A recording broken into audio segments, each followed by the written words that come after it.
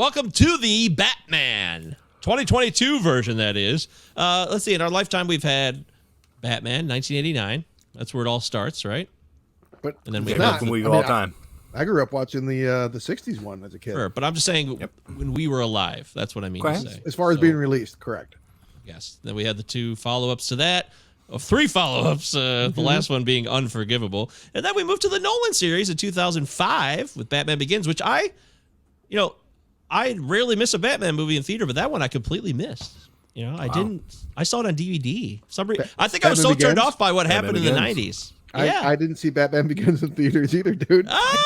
4 times. 4 times in the theater. Well, it's a great movie. It's a really good origin. I mean, before Origin Tales got blown out of the water. But we're here to talk about this Batman, the Batman. And how does it go, Travis? Can you sing it for us? He's the Batman. He's the Batman. He's the Batman. Over and over again for 3 hours. I love it so much. I'm happy you love it, but to me, it really stood out to me from the beginning. Like, is this the best we get from the score? Like a Batman score.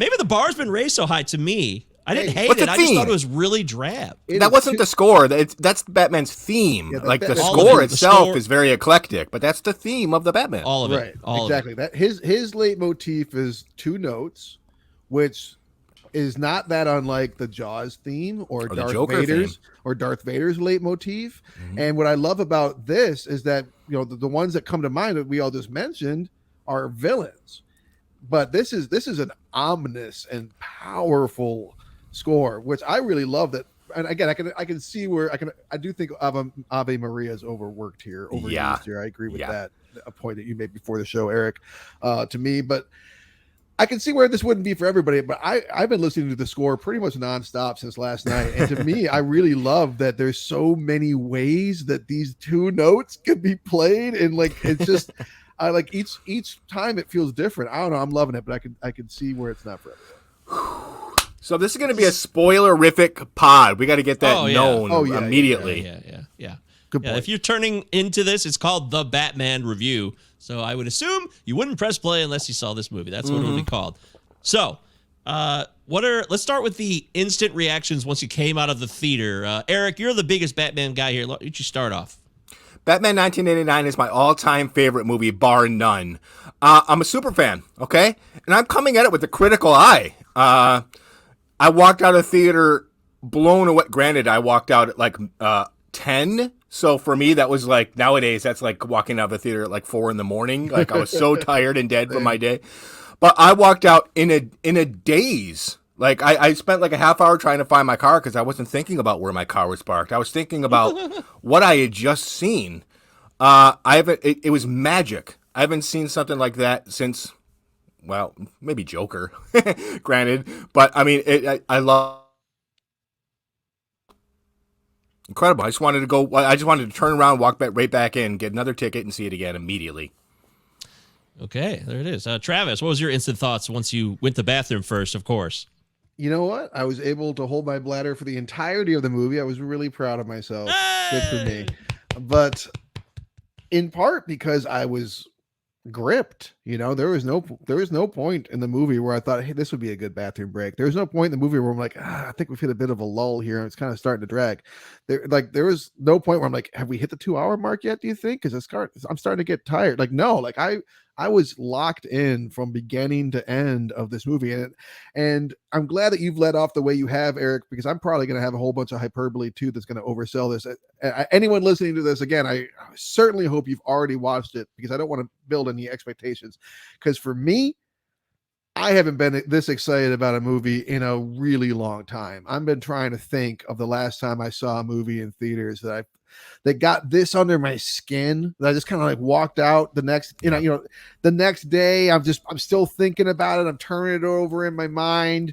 It's not just the score that I'm living with. I mean, my students were taking tests today, and I'm literally drawing the Batman symbol on the whiteboard. Like I haven't been this pulled in, but not just by like a superhero movie or a Batman movie, but I can't remember the last time. And it's happened more intensely than this in my life, but it has been a long time that a movie just fucking grabbed me like this. And I want to go back and watch it again real soon.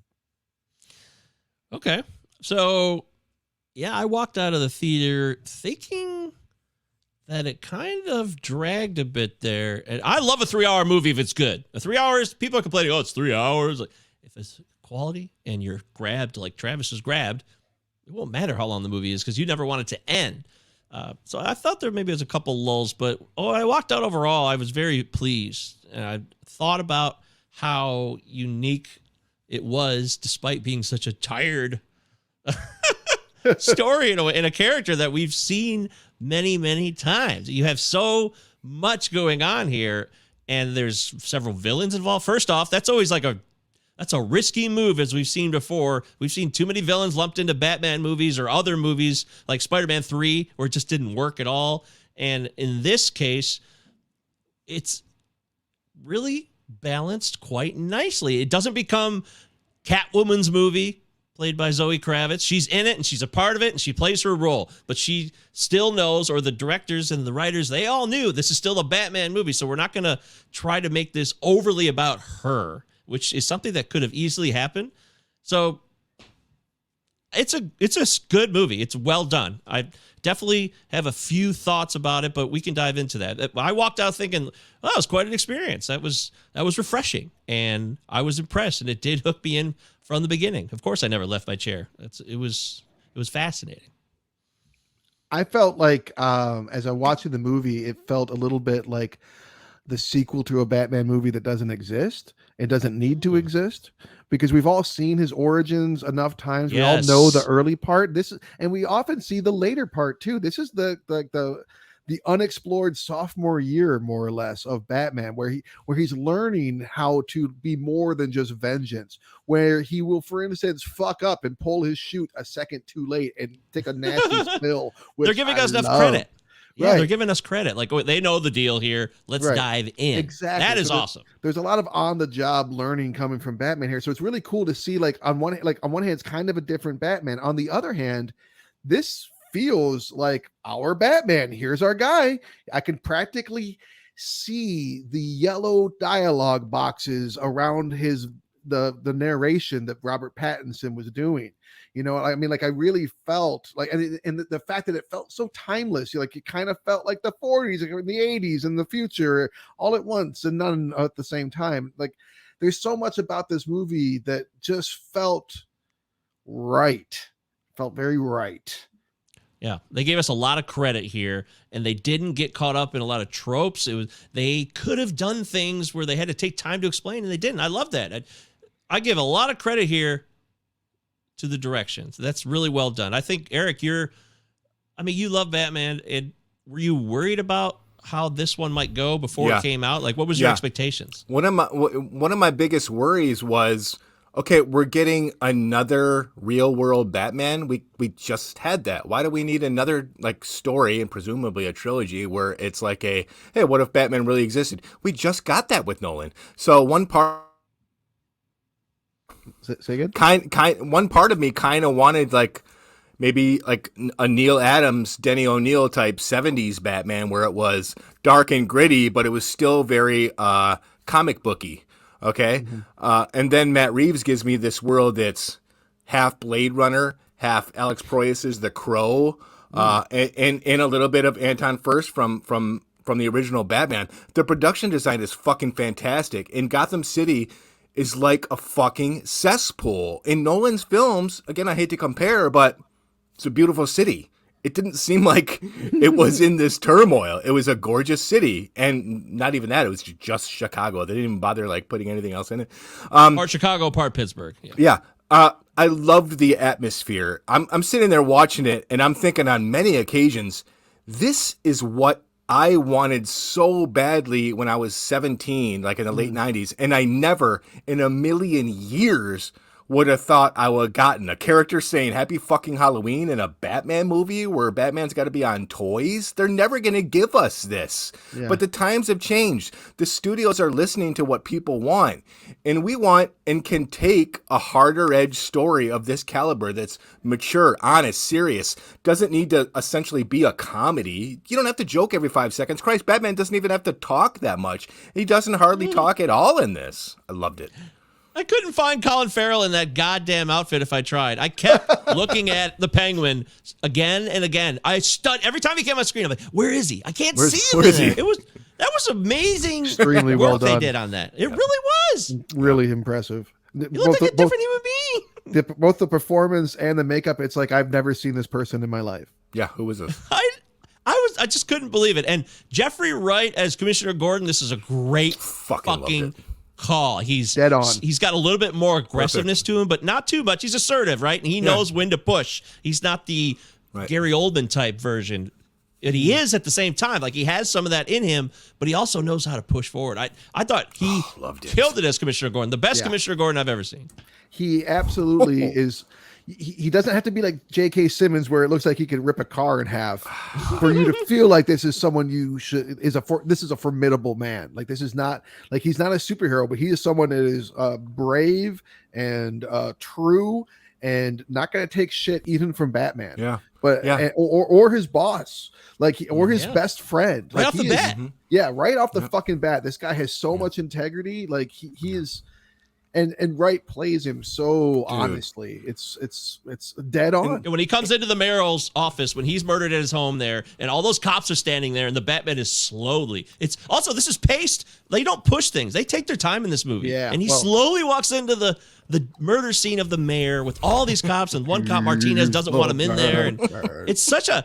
They just go right into it. They don't even explain why the cops would be pissed, because we know. That's fucking outstanding. Yes. Yeah, we don't have to have another goddamn Monarch Theater scene. We the whole world is established. We know this character. They threw the little boy in, though. They did throw the little boy in. We don't even need any origin stories for these villains. They just exist in this world, and they sell it based on that. And dude, going back to Jeffrey Wright, man. He's so earnest. Like, after that, third, I think it might be not the chief, but maybe the commissioner. That look on his face when he realizes how alone he is because he's not corrupt. It's sold so beautifully, and just that one look, we are fucked. And even Selena at the end, she knows the city's fucked, so she just leaves. Mm-hmm. Oh my God, I can't talk about it enough. That's called the spinoff. and I do love, we do get something of an explanation for Riddler's background in a handful of sentences that makes perfect sense. He was an orphan at a Wayne orphanage, grew up to be a brilliant forensics analyst, forensics accountant who learned things that broke him, basically, about the people that he already had pretty bad feelings about anyways. And then he sees this guy out there doing the thing that he wants to do, out there making justice happen, wreaking vengeance on those that need vengeance wrought upon them. He's like, I can make a partner out of this person. And he does. The Riddler fucking wins. He plays Batman like a fucking fiddle from he plays gonna make anyways. He yes. Harp from hell. Yeah, like a harp from hell. Thank you. And it's so well done. Awesome. And that scene Dano in the asylum, unique. It wasn't supposed to go like this. He was convinced that he would break them out, they would shake hands and go run off into the sunset. Fuck yeah, it's like it does remind me a bit of The Dark Knight, where the Joker also thinks that Batman will do something else that he doesn't do, but that's fine. What I want to give credit to is Paul Dano here playing the Riddler.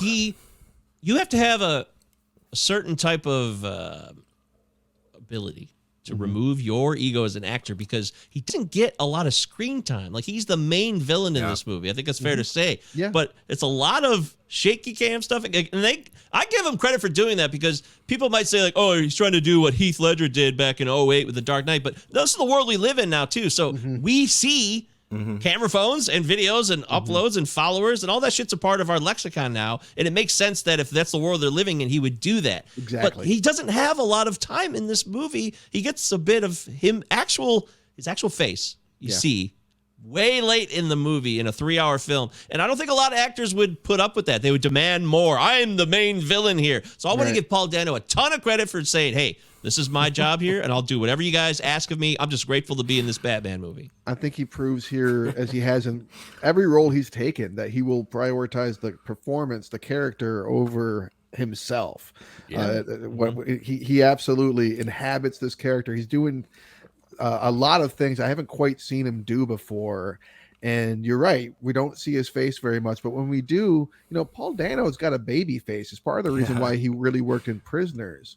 Like there's this real like vulnerability to him, just looking at him. But at the same time, you also can see this guy could go full trench coat mafia. Like he just has that look about him. I mean, not to make light of it, but you know what I mean.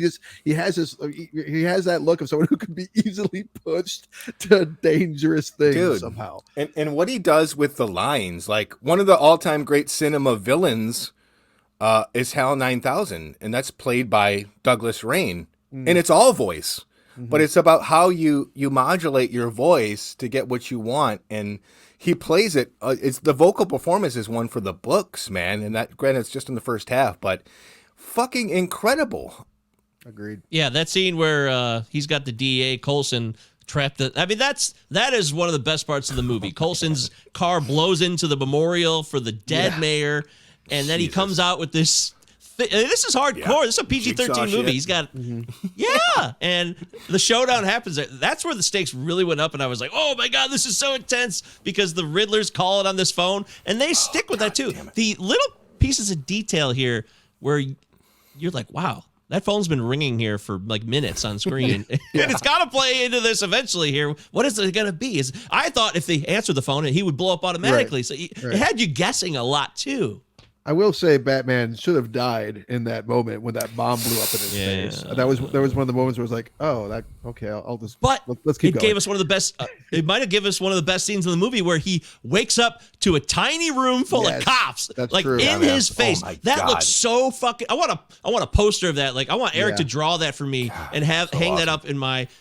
He's surrounded by these viciously pissed off cops. Are sick of what he's doing, and it's wild. It was so intense. It was so. intense. He's got is Jim, and that's the only friend he's got in the room. And Jim only has so much power. Yes. And like, what is he gonna do? I mean, it's and that's one of the things with this Batman. It's not like.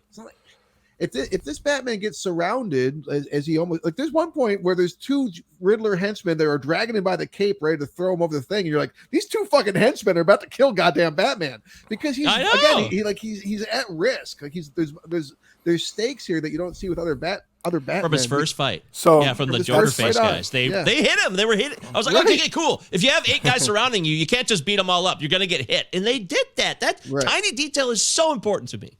Agreed.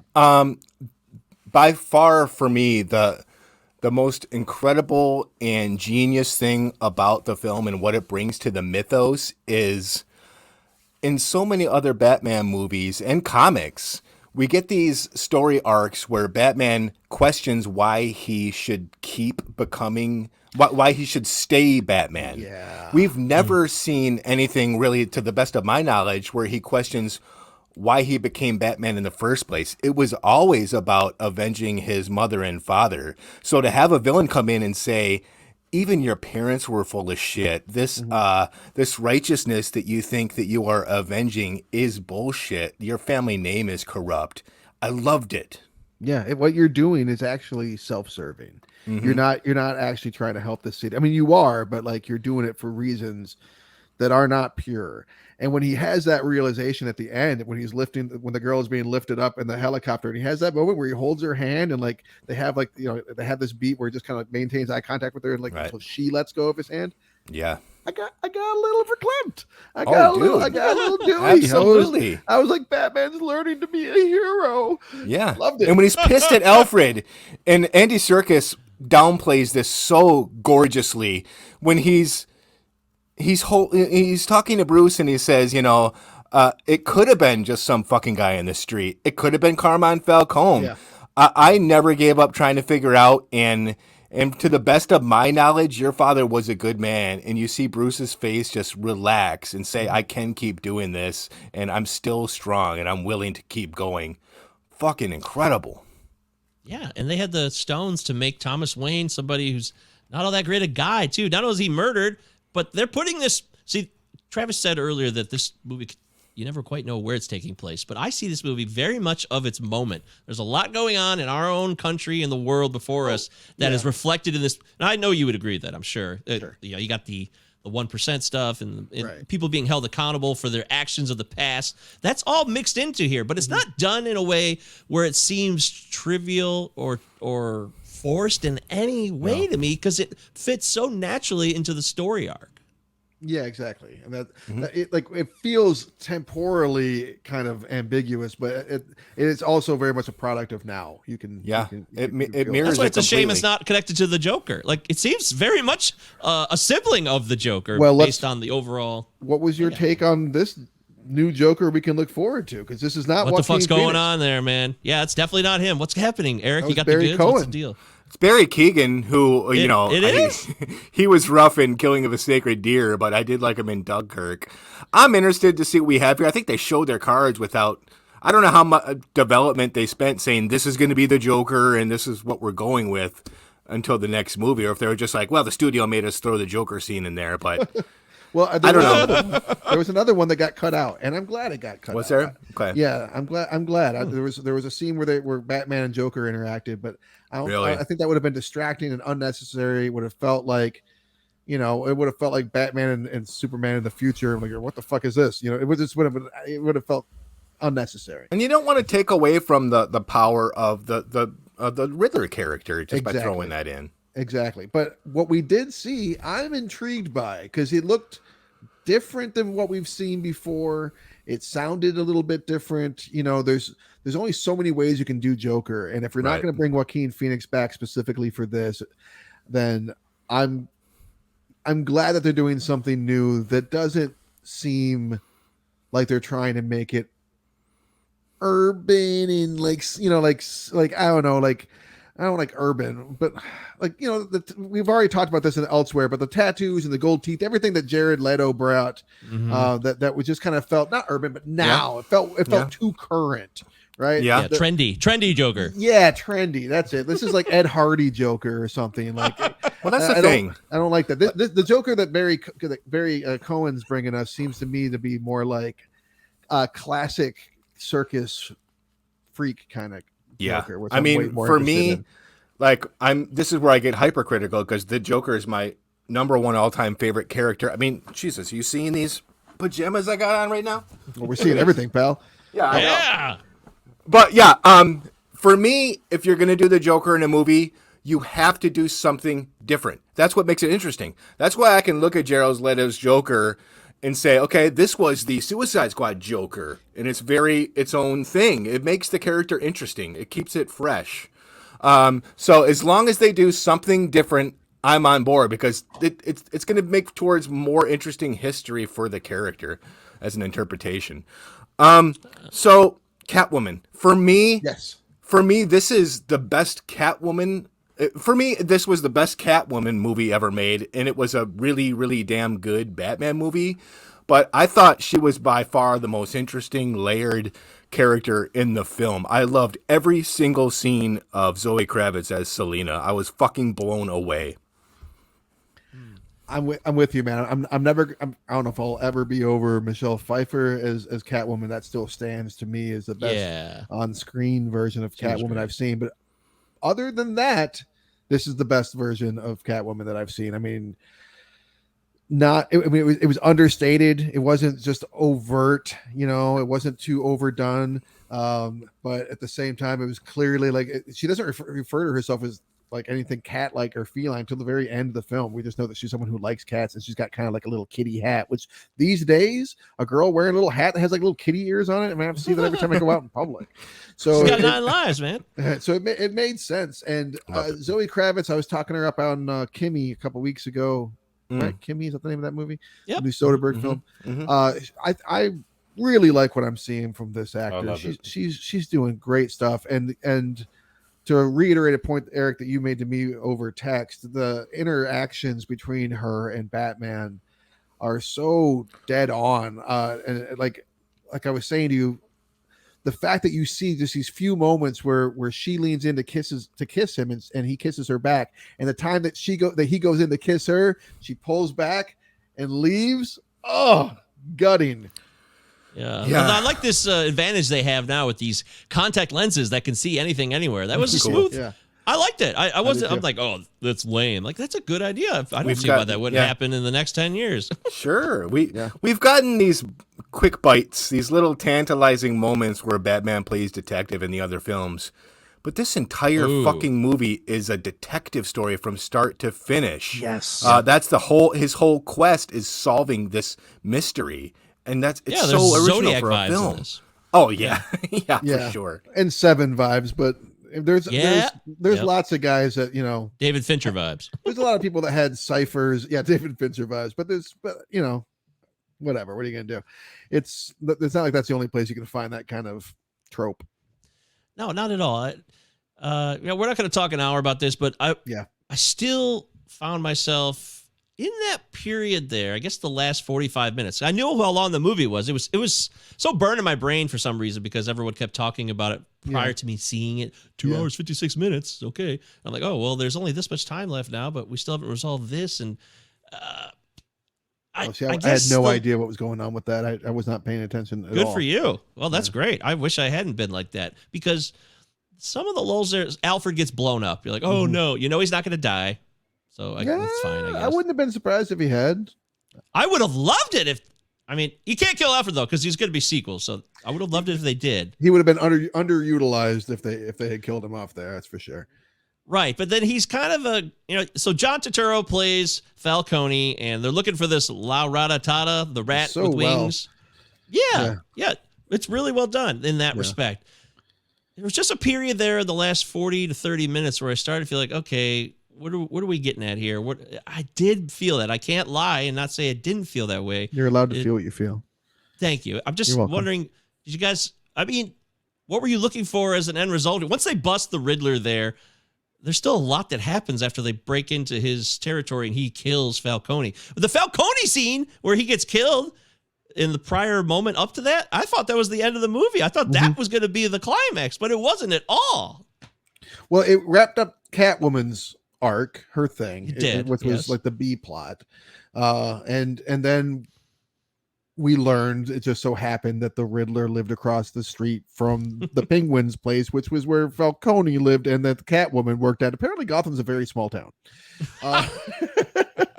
But I as I was watching the movie, part of me was like, to take the antagonist out of the equation and things are kind of happening because he put them into place and we get these other henchmen characters thrown in at the end. Like I wasn't sure how I felt about that as I was watching it. It felt a little bit like a misfire, but the more I thought about it, the more I came to terms with it because it is, as Riddler says to Batman, I don't have that kind of brawn. My strength is in my brain.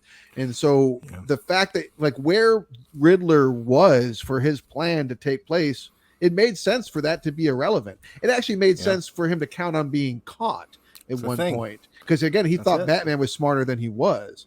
And so he thought he was going to get caught sooner. His mission's complete. He has the 500 or so followers on whatever the fuck this social media site is that they probably could have, 8chan, found his 12chan his shit on. That's the thing. Because as soon as he's spotted, he just fucking goes to a coffee shop and waits. Because he's institutionalized. He knows he cannot go back to his little lair after this and keep it going. His mission's done. What he wanted to do is get people like him out there to avenge, and it's over. What else do you do? Yeah, I realized, Travis, what really got me was the whole episode within the Gotham Square Garden, which is basically Madison Square Garden in New York City, and the fight up there. That's where I was like, it was the first time in the movie, like, okay, this is getting a little out of hand here. He's got all these guys with point-blank shotguns. That was the only time in the movie where I started to say, what are we getting to here? Because then it drags on all the way up there. The mayor gets shot, which I commend them for actually doing that because I didn't think there'd be any way she would get killed or shot, and they at least shot her, and I respect that because we want to raise the stakes here. I want the stakes to be intense, and they did that there. But then by the time he cuts that electrical cord that's dangling in this water and he gives himself up and you think, oh, is this where it ends? No, he comes out of the water with a flare, and then it's like very slow-mo-y trying to pull the people out of all this entanglement of the collapse. Part of the movie. You loved it. Oh, wow. See, I felt a little tired by that point. I'm admitting that. I loved it. It's the whole damn, fuck me for saying this, but it's the whole like defund the police thing. It's about the trust between authority and the people. Batman doesn't trust himself. He knows that people are afraid of him, even though they're people he's trying to protect, and the people have a right to be afraid of a masked vigilante. Yeah. But when they see what they're both capable of doing and working together in unison, he's carrying the beacon, literally, the torch towards the future. It's perfect. And Rial makes the point when she does her press conference that like we've got to put faith in the institutions again. That's what's exactly what she's talking about. And the fact that Bruce Wayne is rich has always been like kind of it's becoming more and more of a sticking point in the Batman story. Because like, why doesn't he use this wealth in better ways? Why, is he part of the problem as America has looked more and more at our wealth disparity and seen that like billionaires, maybe they shouldn't be emulated, but recognized as hoarders and that are causing problems for the rest of society. So, they kind of deal with that a little bit. And I like the way that they do that. And especially I like the way they do it with this character that's billed as bitter nobody, which is the guy that he talks to when he doesn't realize that he's talking to Bruce Wayne, and they have this exchange, this back and forth. And you kind of get the sense that if Bruce Wayne in walking away had given the man like a nod of respect, that it maybe that they wouldn't have tussled later. Like you literally kind of get that. I got that feeling anyways. Good call. But this guy was like, because he was on this tipping point and he was able to like be tipped, be like, this is a way to set things right. This is a way that I can get vengeance. So when that mask comes off and he sees a man that he recognizes calling himself Vengeance, and he realizes that vengeance is subjective. And if you're just out there, if you're kicking ass or killing people, either way, you're causing property damage. You're doing things. You're having an impact on the city, and what you're doing is somewhat based on how you feel. It's not. There's no oversight here, so you must do more. You must be better than that. And even though he's a rookie Batman, he knows enough to prepare vials of adrenaline so he can stab himself in the leg for that final push. Awesome. Didn't bother to explain it. I love that they didn't bother to explain it. It's so cool. Like you don't need Lucius Fox to be like, hey, if you are on a fucking catwalk for some reason on election night and you need a burst of energy, try this, Batman. Comes in black. Fuck that. It's like playing Zelda where you go to the store to buy weapons. Lucius Fox is there like, what would you like, sir? What would you like? Faster car? Adrenaline? Yeah, the car wasn't that great for me. I mean, I don't care about the car that much, but it was okay. That's probably my favorite part of the movie was the car chase scene. Partly because I really hate driving. I really hate driving in the rain, and I hate driving in construction. I had to do all those things to get to and from the movie theater that night. So like, I was already kind of stressed when I got there because of the drive, and then I'm like watching them drive in pitch black rain with through construction sites, and they're like doing this crazy stuff. I'm like, oh my God, I was really in it. And again, this is why I was glad that I didn't watch the preview, because when I watched the preview later and they just show that whole fucking entire sequence. I'm like, that would have just taken all the teeth out from me. Like, why would you do that? Yeah, that's a fair point. I don't know. But I actually really, I'm not usually into car scenes, but I really dug the Batmobile. Well, yeah, sure. It's not French Connection, but I want to hit a couple more things that we'll get out of here. So, where do you think that this is for Travis Moore? Do you think that DC might be onto something here? Because they've got some big movies coming out this year too. We got The Flash, Black Adam. It looks like they might be getting their shit together here after all these years. And obviously, I'm comparing it to Marvel's MCU. Look, dude, everyone knows that I'm a Marvel man, and I everyone that knows me, I mean, not everybody in the world knows this, but everybody that knows me knows that I'm a Marvel man. I'm wearing a Thor shirt right now. I've always been Marvel for life, and I've got a soft spot for Batman. Always have. I've got tons of Batman crap around my house. I love Batman. I've never been a big DC guy, but Batman.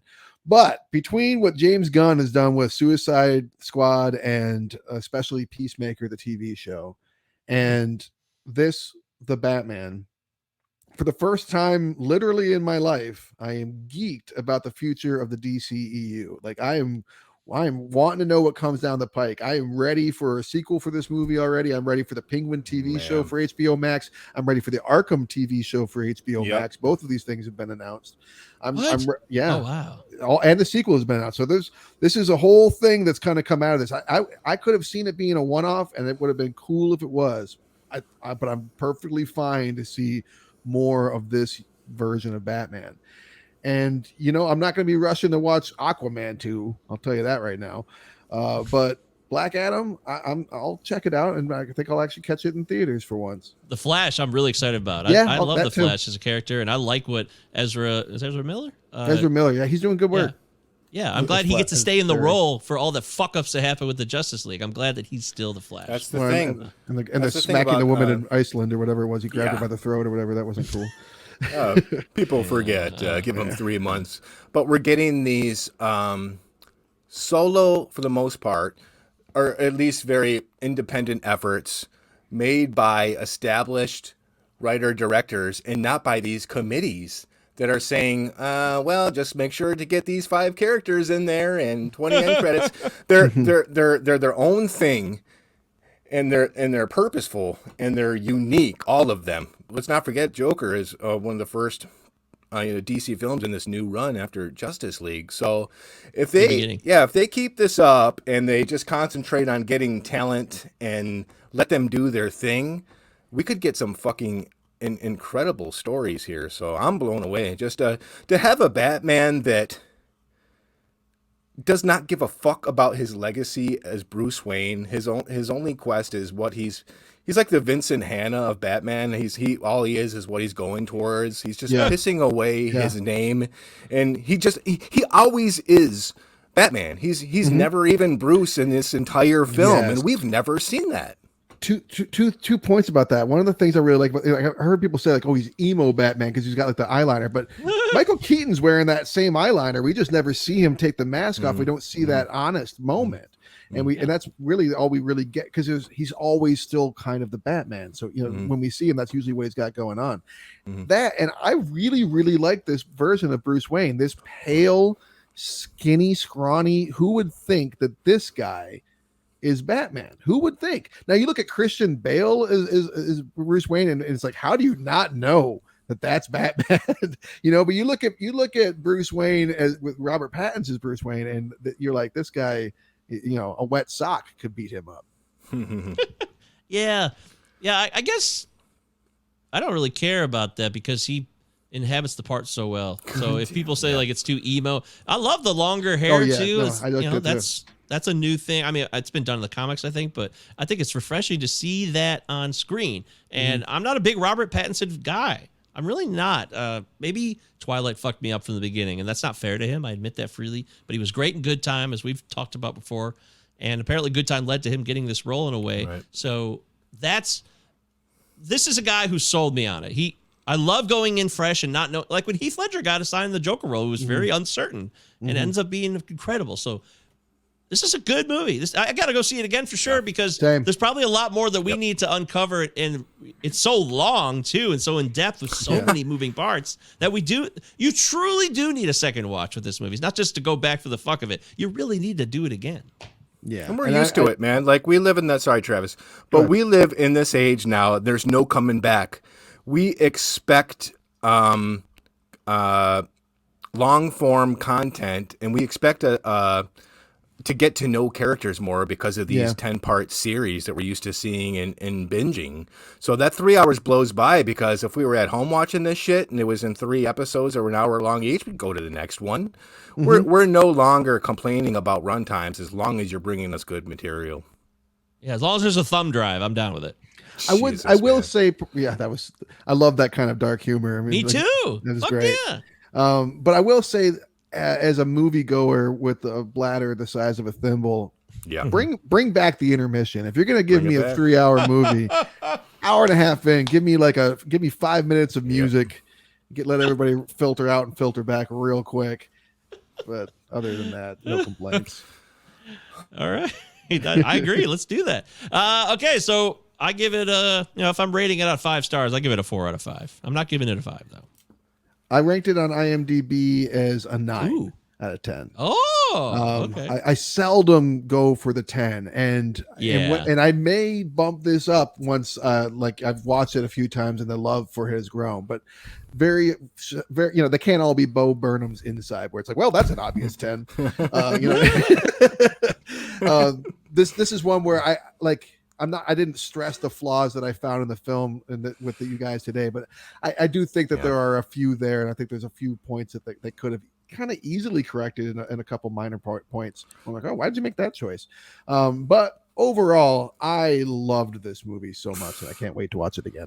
Dude, I'm right there with you, man. For a movie that does a lot of the same things that Batman movies have done, the Joker was taking out very specific people throughout the Dark Knight. That was his agenda. Get rid of the corruption, turn Gotham on itself, expose Batman for his hypocrisy. To do it in a way that's different and still this incredible is such a fucking achievement. Yeah. And the missteps for me are a little bit of fat here and there. Do I need like 25 scenes of Batman walking out of the shadows? Like it takes him 5 minutes to get into the light. Those boots. They really want to get those boots stepping. A lot of boots stepping. These are his boots. These are Ave Maria 5,000 times. It's the same Nirvana song twice. Come on. Oh, that was awesome. Twice. The second time. Twice. Come on. Second time I was like, really? Yeah. I was the same. The first time was mind blowing. First time was because you never was- see It was so you perfect. never see a song in real life in a it. Batman movie like that. A pop culture song. It was So perfect. that The first It time. was. Yeah. It's him. So He's I- the Brooder. And that was on Halloween He's too. That was the cool. Brooder. He is the Brooder, man. It's so funny. And that was on Brooder Halloween film. night, and he's got all these journals. Oh, there's so much to I discuss. want that mask, much that to talk orange, about. that weird pumpkin That Oh, green mask. mask. the green, the green pumpkin looking Yeah. thing. Yeah. Onion head. Yeah, onion head. I want to be onion head for Halloween. Loved it. Can't wait to see it again. Might see it this weekend, man. I fucking loved it. Awesome. Yeah, I want to see it again. Like you guys said, I completely agree with you. It's definitely a massive achievement, I would say, and kudos to them getting this right, because if you screw this up, there's a lot of things that could go south for a lot of other opportunities. Stuff I'm into. I love that. I am big into the DC stuff, so I want to see it thrive, and I'm excited for that. So I'm glad that Matt Reeves and company did it right. It's great to see a movie in the hands of people that get it, and they're out there, and now we get to live it. That's so cool. So I'm glad you got. I think you guys loved it more than I did, just a tad. But it's not that far for me at all. It's still really, really well done. And now that we're talking about it, it's almost like, what happened? You start to lose some of it. Wait till 'cause it was tomorrow when you're trying to get laundry done, drive, and that's all you're thinking about all day. Oh, yeah. Exactly. That might be the difference, is that he and I have had a night to sleep on it and think on it man. and dwell Can't on shake it and it. walk around going, he's the Batman, which is all I've done for the past 24 hours. That's true. I saw it a couple hours ago. That's a fair point. So, all right, there it is. We wanted to talk about the Batman because we're big fans, and if a movie like this deserves a little bit of attention, we'll do this every now and again. It'll be on our YouTube channel and, of course, on our podcast platform. How would it do without us plugging it? I know. I don't know. It could be in for a tough weekend. I'm really afraid. But no, that's it. We hope you enjoyed this. Give us some feedback at cinema9pod at protonmail.com if you want to tell us what you thought of the Batman. And, of course, you can pop in when we do our regular shows every Thursday night. We got Podcasting After Dark coming up. So that's it. Thanks. Bye. Bye.